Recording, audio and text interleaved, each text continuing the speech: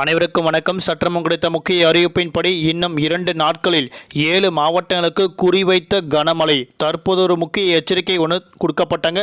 அதன்படி பள்ளிகள் மற்றும் கல்லூரிகளுக்கு என்ன முக்கியமான அறிவிப்புகள் தான் இப்போ நம்ம பிரீஃபாக பார்க்குறோம். மறக்காம ஸ்கிப் பண்ணாம பாருங்க.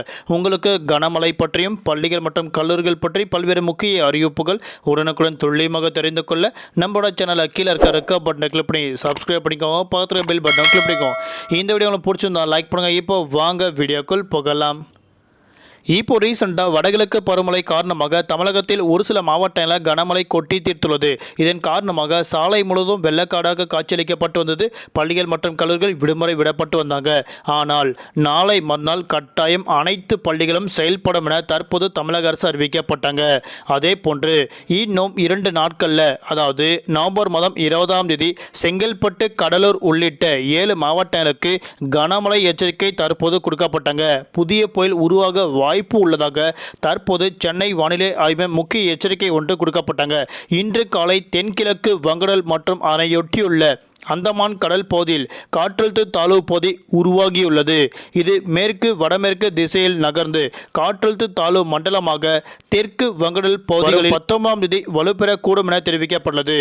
3 தினங்கள் மேற்கு வடமேற்கு திசையில் தமிழகம் மற்றும் புதுவை, காரைக்கால் பகுதியில் கட்டாயம் நகரக்கூடும் என தெரிவிக்கப்பட்டுள்ளது. இதன் காரணமாக நாளைய நாட்கள் நவம்பர் மாதம் 18 மற்றும் 19 ஆகிய தேதிகளில் தமிழ்நாடு, புதுவை, காரைக்கால் பகுதியில் அநேக இடங்கள் லேசான முதல் மிதமான மழையும், ஒரு சில மாவட்டங்கள் இடியுடன் கூடிய கனமழை பெய்யக்கூடும் என அறிவிக்கப்பட்டது. வரும் 20ஆம் தேதி கடலூர், மயிலாடுதுறை, நாகப்பட்டினம், திருவாரூர், தஞ்சாவூர், காரைக்கால், விழுப்புரம் மற்றும் புதுச்சேரி, காரைக்கால் ஆகிய பகுதியில் கட்டாயம் கனமழை நீடிக்கும். அதேபோன்று நாளை நாட்கள் மீனவர்களுக்கான எச்சரிக்கை.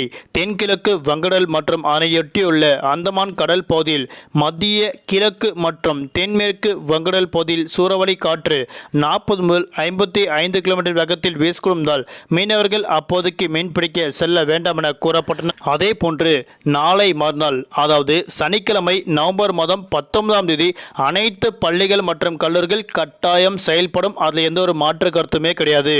எதனால அப்படின்னா, இப்போ ரீசெண்டாக தீபாவளி பண்டிகை முன்னிட்டு அனைத்து பள்ளிகள் மற்றும் கல்லூரிகள் விடுமுறை விடப்பட்டாங்க. ஆனால் அந்த விடுமுறை ஈடு செய்யும் விதமாக வரும் நவம்பர் மாதம் 19ஆம் தேதி தமிழகத்தில் உள்ள அனைத்து பள்ளிகள் மற்றும் கல்லூரிகள் கட்டாயம் செயல்படும் என தமிழக அரசு தற்போது முக்கிய அறிவிப்பு கொடுக்கப்பட்டாங்க. நன்றி, வணக்கம்.